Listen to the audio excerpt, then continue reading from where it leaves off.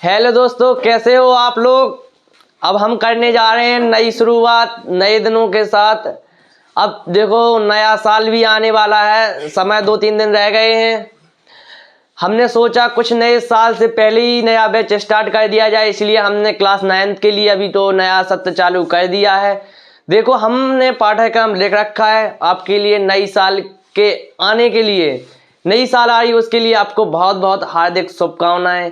आप लोग अच्छे तरह से पढ़ें और आगे बढ़ें, ठीक है। जैसे हमने बताया है कि हमने नए साल आने से पहले ही अपना बैच का कर दिया, 9th का स्टार्ट कर दिया है। जो बच्चे हमारे चैनल से जुड़ना चाहते हैं वो आके जुड़ें, आराम से पढ़ें और हमारे वीडियो को ज़्यादा से ज़्यादा शेयर करें। बहुत लोगों के पास, अपने दोस्तों को, अपने जो रिलेटिव में आपके पास जो दोस्त हैं या आपके कोई रिश्तेदार हैं उनको भी वीडियो को भेजें। जैसे हमारे चैनल का नाम है AN एजुकेशन 05 मऊरानीपुर से हम बिलोंग करते हैं भाई। आपको बता दें कि ऐसा लगता है कि आप कहाँ से हैं, तो हम मऊरानीपुर से हैं। देखो ये लिख रखा है AN एजुकेशन 05। ऊपर हमारे सबसे बड़े आदर्श लोग बैठे हुए हैं। देखो जैसे स्वामी विवेकानंद भी हैं, उसमें हमारे श्रीमान चंद्रशेखर आज़ाद जी भी हैं और सबसे प्रिय हमारे गुरुजी खान सर और अवध ओझा सर भी हैं। इनसे हमें बहुत ज़्यादा प्रेरणा मिलती है। एक जो बहुत ही एक यानी कि ऊपर यानी कि टॉप लेवल के टीचर्स हैं जो कि वर्ल्ड में इनका नाम आता है, इन्हें विश्व गुरु भी कहा जाता है। आइए हम अपने पाठ्यक्रम पर चलते हैं। 24 यानी 25-26 के लिए जो अपने पाठ्यक्रम है वो कुछ इस प्रकार होगा। हम बिल्कुल NCERT बेस्ड सिलेबस करवाएंगे, आप बिल्कुल निष्फिक्र रहिए। NCERT का एक एक क्वेश्चन होगा, आपको ऐसा लगेगा कि हम एक भी क्वेश्चन मिस नहीं करने वाले हैं NCERT का। आप लोग इस बात का ध्यान रखें। NCERT मोस्ट बुक है, इसलिए क्यों मोस्ट बुक है, क्योंकि जो पेपर बनता है वो NCERT से बनता है। क्लास 10th का देख लें आप, क्लास 12th का देख लें आप। बोर्ड के जो पेपर बनाए जाते हैं वो सिर्फ किसके द्वारा बनाए जाते हैं, NCERT के बुक से ही आते हैं। 1-2 क्वेश्चन ऐसे होते हैं जो बाहर चले जाते हैं, पर यूपी बोर्ड में मोस्टली जो क्वेश्चन आते हैं वो बिल्कुल तुम्हें NCERT बुक से ही दिखेंगे। आप इसलिए निष्फिक्र होकर आप तैयारी करिए, हमारे साथ जुड़िए, जुड़ना ना भूलें, दूसरों को भी जोड़ें। तो हम अपने नए पाठ्यक्रम पर चलते हैं 25-26 के लिए, क्योंकि अभी आने वाली हमने उससे पहले ही अपना बेंच लॉन्च कर दिया, क्योंकि इसलिए हमने सोचा कि पहले शुरुआत करेंगे, जल्दी सिलेबस हो जाएगा। अभी 1-2 दिन में क्लास 10th का भी लॉन्च करने वाले हैं, तो 10th वाले बच्चों को भी हमारे चैनल से जोड़ें, बताएं उनको इस बारे में कि हमारे मऊरानीपुर में भी कुछ लोग ऑनलाइन आने वाले हैं, या हमारे साथ कुछ हम आपको इंग्लिश का भी टीचर प्रोवाइड करेंगे। किसके लिए, इंग्लिश का। हम इंग्लिश का भी टीचर बताएंगे आपको कि कौन ऑनलाइन में मऊरानीपुर में बेस्ट है, ऑफलाइन में भी जाना है जिसको उसके लिए बेस्ट है। आइए हम बताते हैं। जैसे हमारा क्या है, मैथ क्या है, हम मैथ पढ़ाएंगे आपको। मैथ ऐसा पढ़ाएंगे कि समझ लिए एक एक कंसेप्ट ऐसा पढ़ाएंगे कि आपको सीधे दिमाग में क्या होगा, डायरेक्टली प्रवेश कर जाएगा। बिल्कुल इधर से बताया सीधे आपके दिमाग में, बस आपको समझना है, चीज़ों को रटना नहीं है। कोई भी चीज़ आपने लिया, रट लिया, 2-3-4 दिन बाद भूल गए, फिर सोचोगे यार भूल गए, तो आपको भूलना नहीं है, आपको समझना है दिमाग से।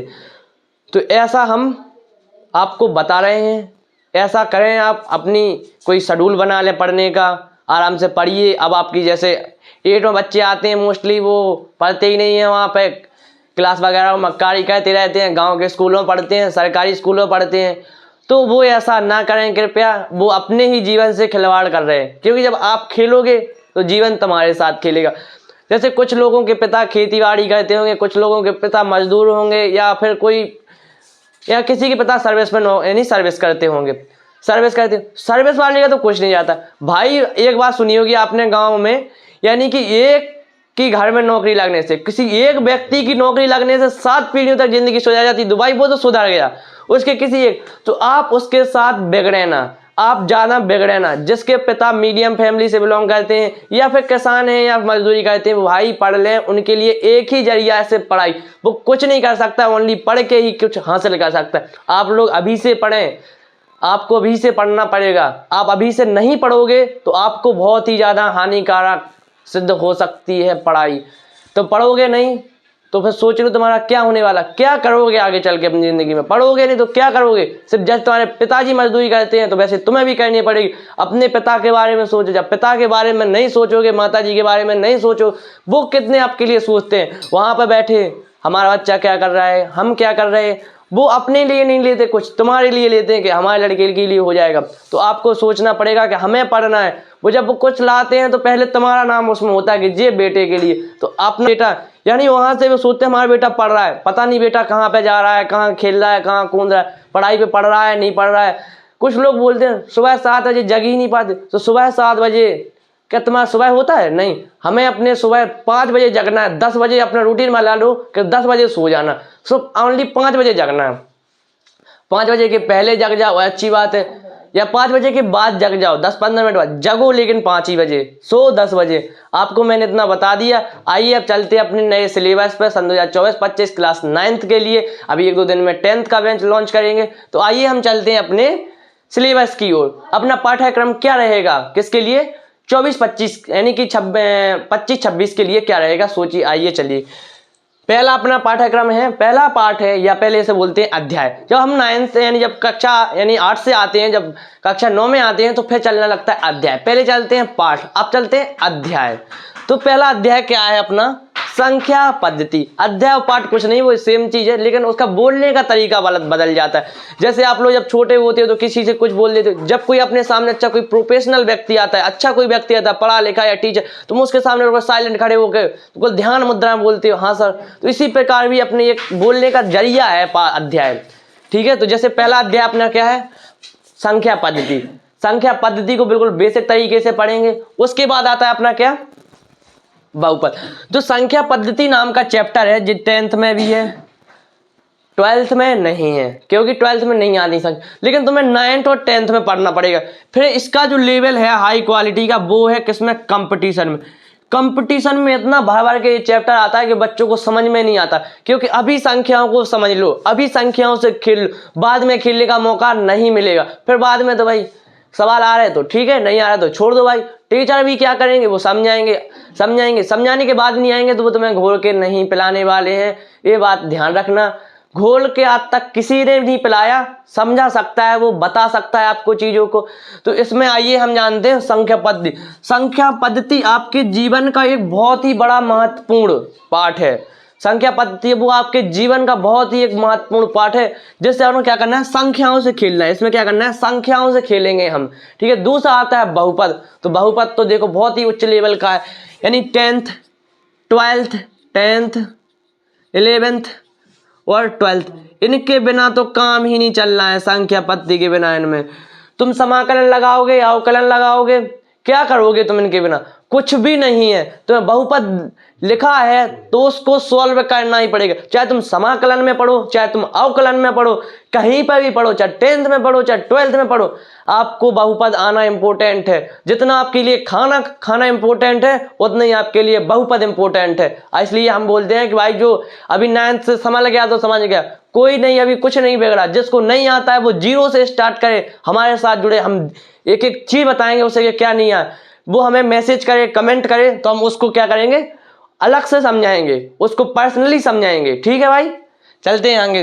अपना दूसरा चैप्टर आता है निर्देशांक ज्यामिति। ये दोनों 9th और 10th दोनों के लिए मोस्ट है। 9th में भी बहुत ज्यादा पूछा जाता है और 10th में भी। ये दोनों चैप्टर बहुत ही अच्छे हैं, दोनों क्लासों के लिए हैं, 9th के भी 10th के लिए। दो चर रेखे वाला बहुपद, भाई ये तो पूछो ही मत। अब जब एडवांस मैथ पढ़ोगे तुम कंपटीशन में, तो उसमें तुम्हें मिलेगा 2 चर वाले अलजेब्रा। अलजेब्रा इतने ही ऊंचे लेवल की मैथ है कि जितना समझ लो भाई बच्चों को समझ में नहीं आती है, ठीक। उसके बाद आता है अपने पास यूक्लिड ज्यामिति, बहुत अच्छा रोल निभाती है, 10th में भी आपको देखने को मिल सकती है भाई। इसकी तो पूछो ही मत। रेखा और कोण आपका जिंदगी भर साथ देंगे, जब तक आप पढ़ोगे जब तक साथ देंगे।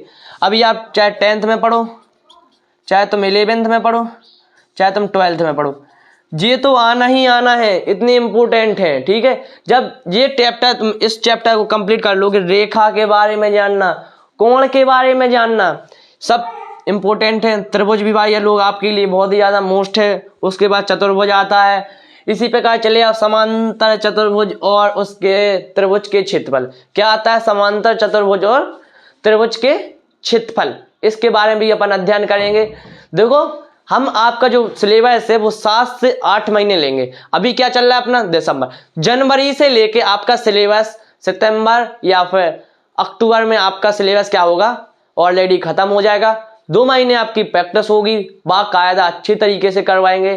क्योंकि देखो प्रैक्टिस के लिए आपको 2 बुक यानी प्रेफर कर सकते हैं, या तो आप मॉड्यूल वगैरह ले लें कुछ, या मॉड्यूल नहीं आते हैं 9th में तो मोस्टली मॉड्यूल आते नहीं है, तो आपको एक अच्छी सी 2 बुक परचेज कर लें। क्योंकि आपको मैथ में यानी कि 30 मार्क का बोलते हैं ना, वो एक गांव में कहावत होती है, बोले 30 मार्क का बनना है। तो 30 मार्क का बनने के लिए आपको कुछ ना कुछ तो बलिदान करना होगा। इस बलिदान के पीछे आपकी क्या होनी चाहिए? तपस्या। आपने कितनी तपस्या की, आप उस काम के लिए कितने लगातार हो रहे हो। जब तक आप तपस्या नहीं करोगे जब तक कुछ हासिल होने वाला है ही नहीं। मेहनत मेहनत काम लाएगी, आपका मेहनत रंग लाएगी। जब तक मेहनत नहीं करोगे कुछ नहीं होने वाला।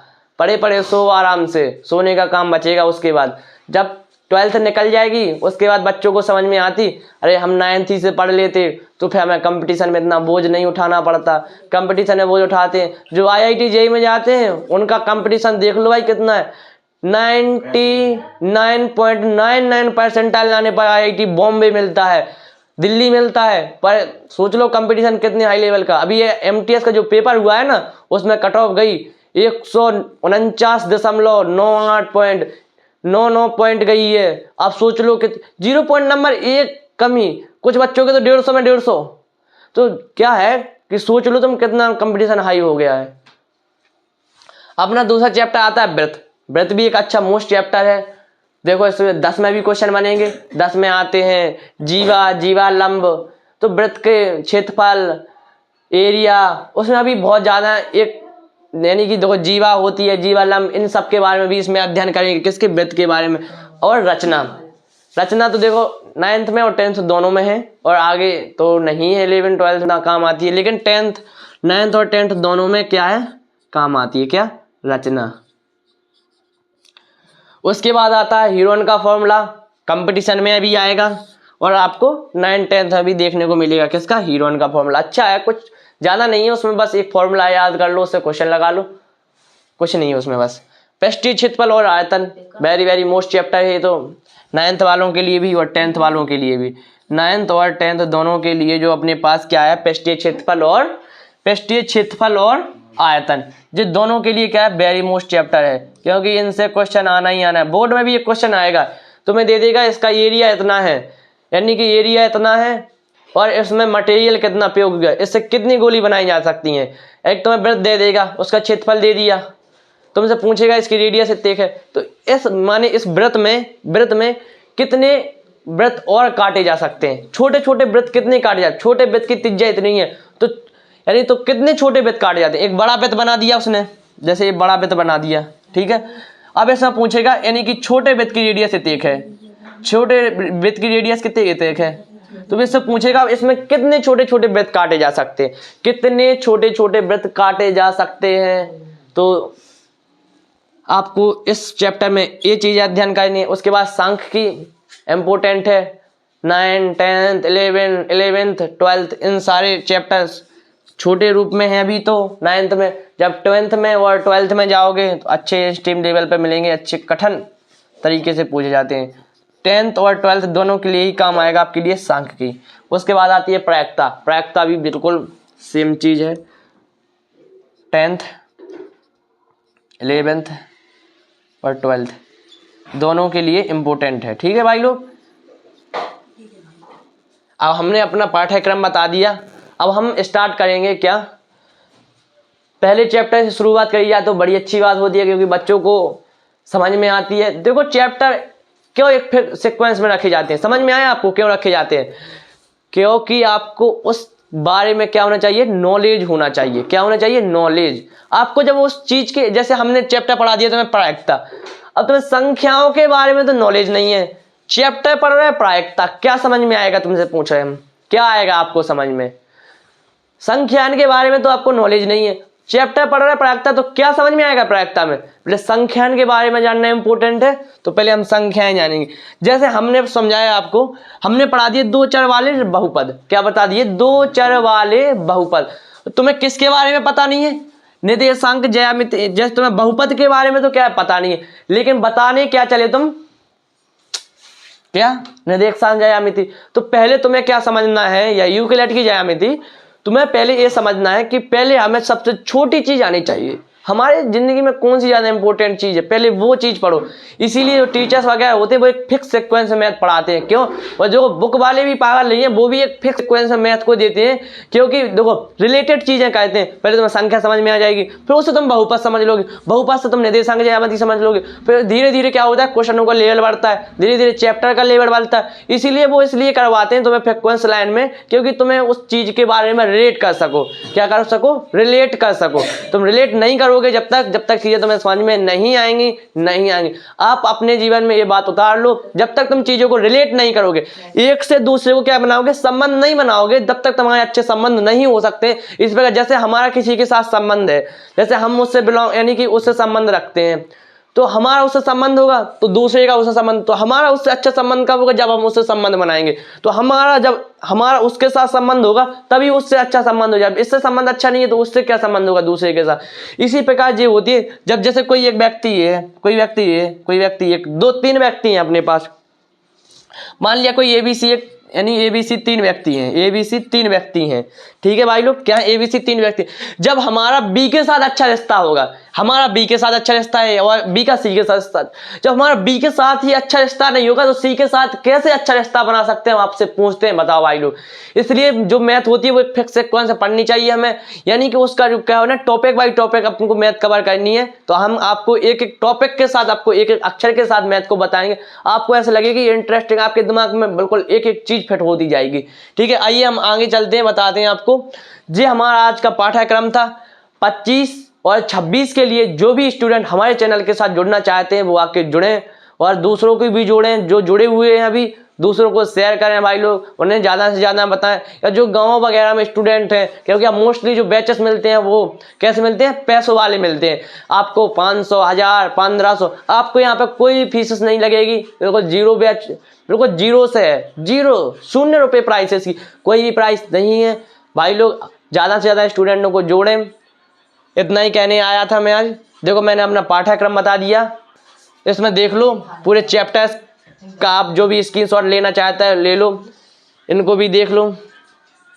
इनका देखो हमने बता दिया, जो चैप्टर लिख दी है हमने वो आपकी ज़िंदगी में अति महत्वपूर्ण होने वाले। ये तो आपकी ज़िंदगी का सबसे बड़ा चैप्टर है, संख्या पद्धति। इसको तो आपको भूलना ही नहीं है। जब तक आप संख्यान के बारे में नहीं जानोगे या संख्याओं से नहीं खेलोगे, तब तक तुम अब किसी की ज़िंदगी से नहीं खेल पाओगे। जब तक तुम किसी की ज़िंदगी से खेलना प्रारंभ करोगे, वो है संख्या। संख्याओं से खेल गए तो ज़िंदगी में सबसे खेल जाओगे। जब तक संख्याओं से नहीं खेले तो किसी से नहीं खेल पाओगे। इतनी बात समझ लो हमारी तुम। जब तक संख्याएं नहीं आएंगी, आपको संख्याओं के बारे में नहीं जानोगे, ये कहाँ से आई, किसने नहीं, क्या है, तब तक कुछ नहीं कर पाओगे। हर चीज में देख लो तुम, कहीं पे भी लिख रहे 100x, जो बहुपद है, 100 इसके साथ आया, ये क्या है? संख्या। तो इससे तो खेलना पड़ेगा, इससे तो जूझना पड़ेगा। तुम इससे नहीं जूझोगे तो कुछ नहीं कर पाओगे जिंदगी में। देखो ये हमारी पूरे चैप्टर्स के क्रम वाइज या फिर पाठ्यक्रम है, कैसे क्रमबद्ध, हिंदी में बोलते हैं क्रमबद्ध। तो क्रमबद्ध पाठ्यक्रम दे रखे, जैसे संख्या पद्धति, बहुपद, निर्देशांक ज्यामिति, 2 चर वाले रैखिक समीकरण, उसके बाद आता है यूक्लिड ज्यामिति, उसके बाद आते हैं अपने पास रेखा और कोण के बाद चतुर्भुज के बाद आते हैं अपने पास समांतर चतुर्भुज और उसके यानी कि त्रिभुजों के क्षेत्रफल, वृत्त, रचनाएं, हीरोन का फॉर्मूला, पृष्ठीय क्षेत्रफल और आयतन, सांख्यिकी और प्रायिकता। ये हमारे चैप्टर्स के क्या है? नाम है। और हमारे चैनल का नाम है, देखो यहाँ पे लोगो चल रहा है, AN एजुकेशन 05 मऊ रानीपुर। तो मऊ रानीपुर आप सर्च करो ना करो, यानी एजुकेशन 05 को सर्च करो, आपके फ़ोन में अवेल हो जाएगा। यूट्यूब पे जाइए, सर्च करिए, हाल ही आपको हमारे चैनल का लोगो, सेम लोगो बना हुआ है, देख लो ये। यानी आप यूट्यूब चैनल पे भी देखोगे तो सेम चीज़ दिखाई देगी आपको ये। तो बस हमें आज इतना ही बताना था कि हमारे चैप्टर्स का पाठ्यक्रम ये है, ये सारे चैप्टर्स हैं, देख लो इन्हें। कल से हम स्टार्ट करने वाले हैं क्या? संख्या पद्धति। ठीक है भाई लोग, धन्यवाद, ओके, बाय बाय, टाटा।